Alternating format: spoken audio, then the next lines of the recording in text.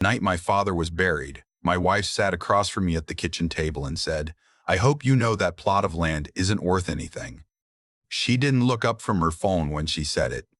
My father had spent 43 years building what he could. He wasn't a wealthy man. Not in the way my brother-in-law measured wealth, anyway. He had a small house in the hill country outside San Antonio, a truck that ran most of the time, and about 60 acres of scrubland east of Kerrville that nobody had ever done much with. Cedars, mostly. Some dry creek beds. A rusted water tank that had been empty since before I was born. My younger brother got the house and the truck. My father's attorney read it plain. The house, the vehicle, the savings account, all to my brother, and to me, the 60 acres. My wife didn't cry at the funeral. She was polite, the way you're polite at someone else's obligation.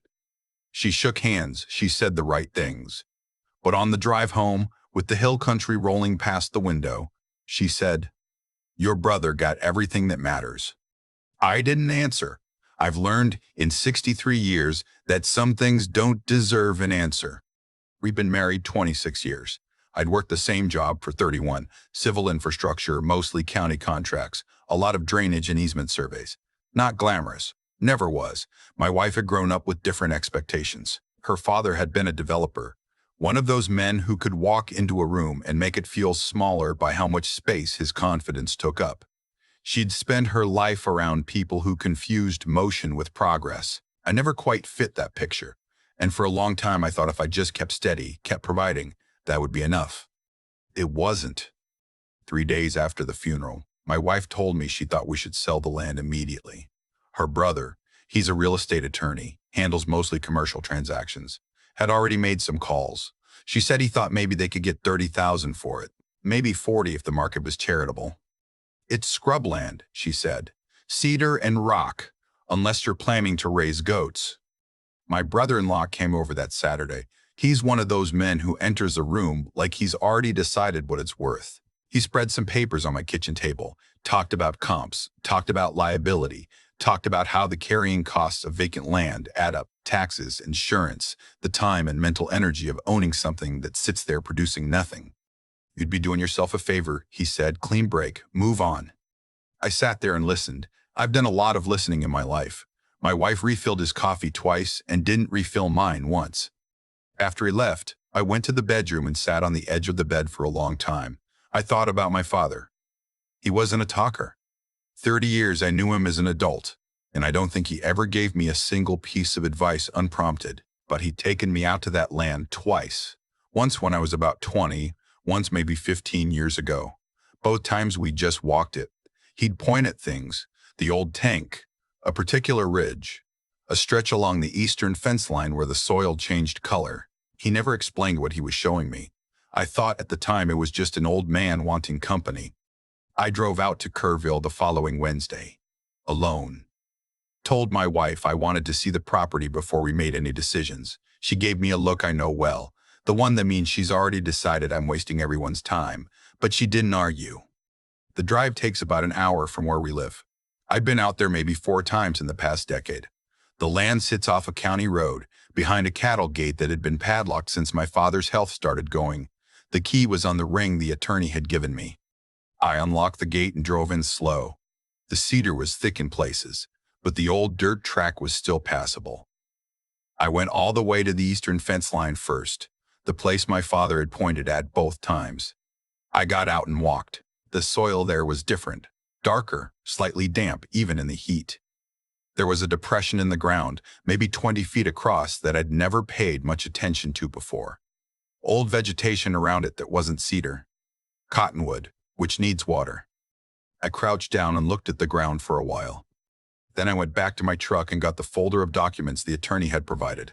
Title history, tax records, the original deed. I spread them on the hood and read through everything the way I read everything the way I read everything. Slowly, in order, not skipping. There was a document I almost missed. It was filed separately, a single page attached at the back of the title packet with a paperclip. A recorded easement, dated 1987. Edwards Aquifer Authority. It described a subsurface water access corridor crossing the eastern portion of the property, 42 linear feet, and a recorded right of monitoring access. The compensation clause had been amended in 1994 and again in 2009. I read it 3 times. Then I drove to the county clerk's office in Kerrville before they closed. The clerk was a woman about my age, patient, the kind of person who's genuinely helpful because they've chosen to be rather than because they have to. I asked her about the easement record. She pulled it up. She also pulled up something I hadn't known to ask about, a companion agreement filed under a different index number between my father and the Edwards Aquifer Authority regarding a registered recharge contributing zone on the eastern section of the property. "Is this active?" I asked. She checked. "Shows current," she said. "Last payment processed about 8 months ago." "Payment to whom?" She looked at the record. "To the property owner of record." She glanced up at me. "That would be you now, I'd assume, once probate clears."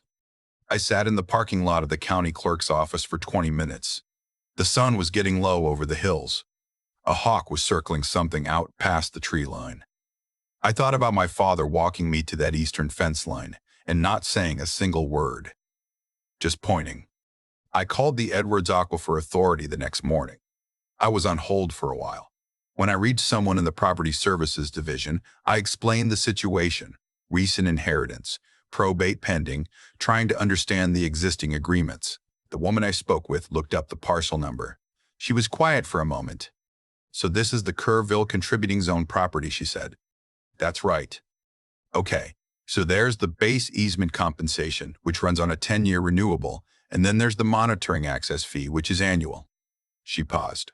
"And then there's the supplemental agreement from 2019, the Aquifer Recharge Credit. That one's tied to land use restrictions and pays out quarterly." "How much are we talking about, total?" She gave me a number, annual. I asked her to repeat it. $44,000 a year, plus the recharge credit, which had been averaging about $11,000 annually. $55,000 every year, paid quarterly.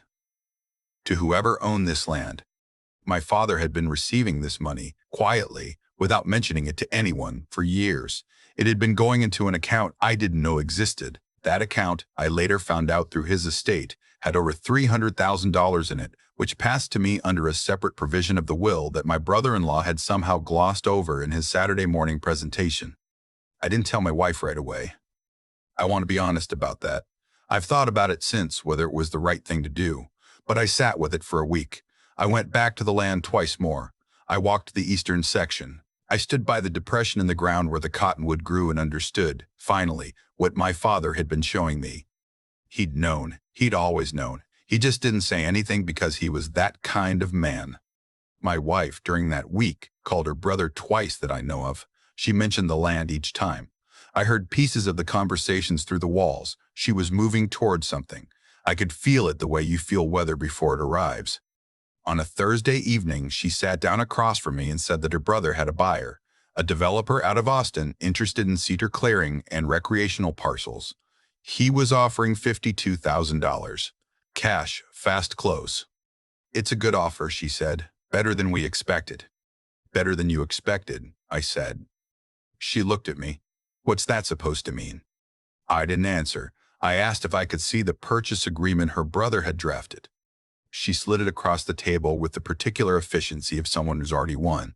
I read it, the whole thing. Every paragraph, every defined term, every attachment reference.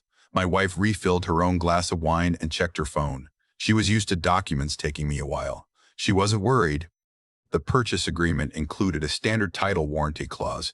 The seller, me, would warrant clear title, free of undisclosed encumbrances. Buried in the representations section, there was a line stating the property was conveyed without any governmental agreements, easements, or access rights other than those of public record visible in the standard title search. I set the agreement down.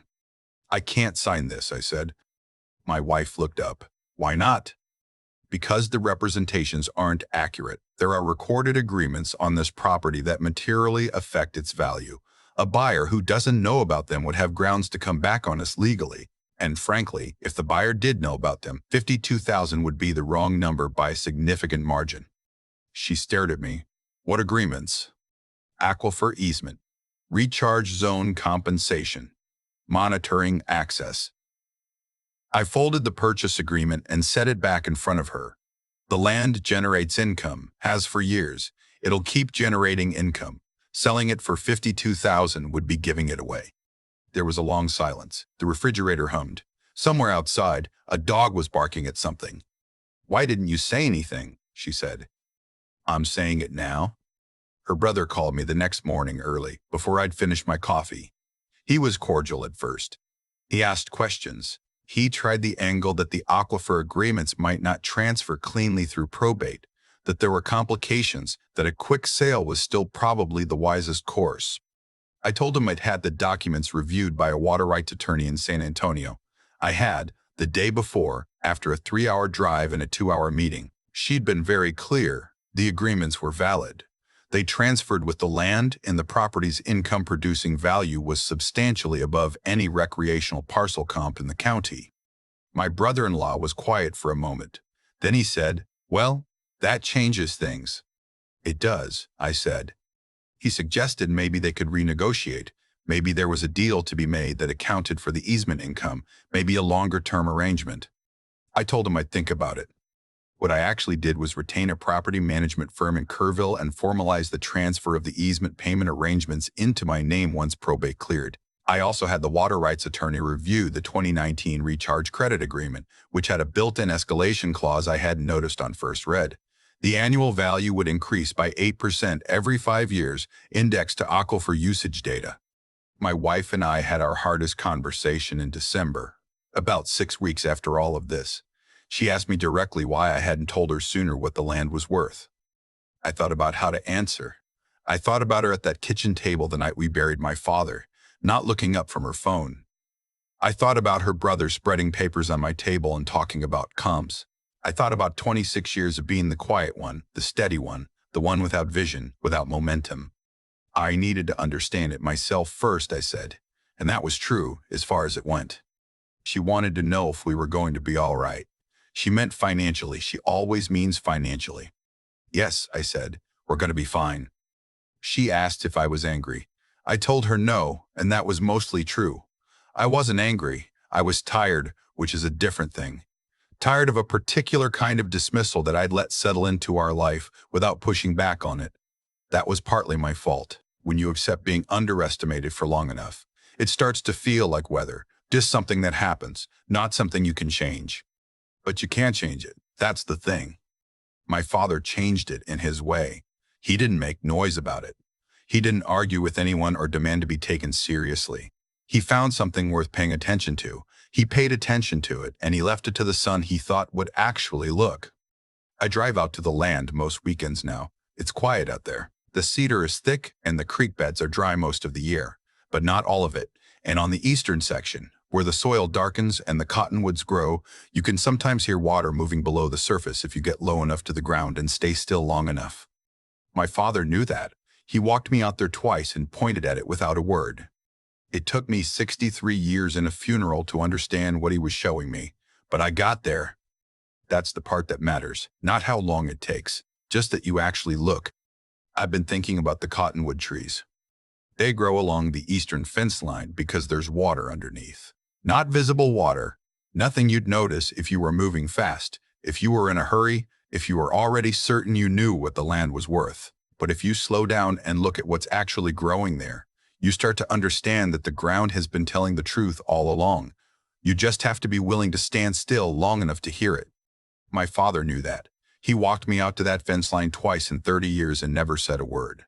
I used to think that was just his way. Quiet, withholding, a little distant. Now I think he was giving me something more useful than an explanation. He was showing me how to pay attention. There's a version of this story where I signed that purchase agreement. $52,000, fast close, clean break. My brother-in-law shakes my hand. My wife stops looking at me the way she'd been looking at me for years, like I was a problem that hadn't resolved itself yet. I take the money and we move on, and I never know what was underneath that eastern section.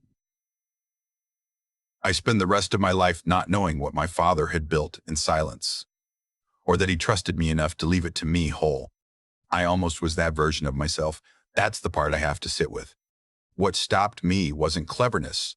It wasn't some instinct I was born with. It was just the habit of reading carefully, something I developed over 30 years of infrastructure work, where a missed easement notation can cost a county real money. I read the title packet the way I read everything, slowly, in order, not skipping. That one-page attachment behind the paperclip almost didn't exist. Most people wouldn't have seen it. I almost didn't, but I did. And that single act of attention, unhurried, unglamorous, the kind of reading nobody admires at a dinner party, changed everything. I'm not angry at my wife for underestimating me. That's the honest truth. She learned that behavior somewhere, probably long before she met me, and I let it settle into our life without pushing back. That's on me. When you accept a particular story about yourself for long enough, it starts to feel like fact. The quiet man. The steady one. The one without vision. I wore that like it was permanent. It wasn't permanent. It was just a story people told because I hadn't contradicted it yet. My father didn't contradict it either, not in words, but he left me the land instead of the house. He left me the thing that required patience to understand, the thing that rewarded exactly the kind of person he knew I was, or the kind he believed I could be if I stopped letting other people's noise drown out my own judgment. That's what I keep coming back to. Not the money, not the quarterly payments, not the escalation clause in the 2019 agreement. Those are real, and I'm grateful for them. But the thing that actually changed was simpler. I stopped accepting someone else's appraisal of what I was worth. I drove out to that land alone. I read the documents. I sat in a parking lot and let what I'd found be true before I told anyone. There's something to that. The value of knowing something for yourself before the room gets loud. Integrity isn't complicated. It just means your actions match what you actually believe, even when nobody's watching. Intelligence isn't about being the sharpest person in the room. It's about being willing to look at the thing everyone else has already dismissed. And persistence isn't dramatic. It's driving an hour each way twice, because something your father showed you 30 years ago didn't quite add up yet. My father was a quiet man, so am I. I used to think that was a limitation. I don't think that anymore.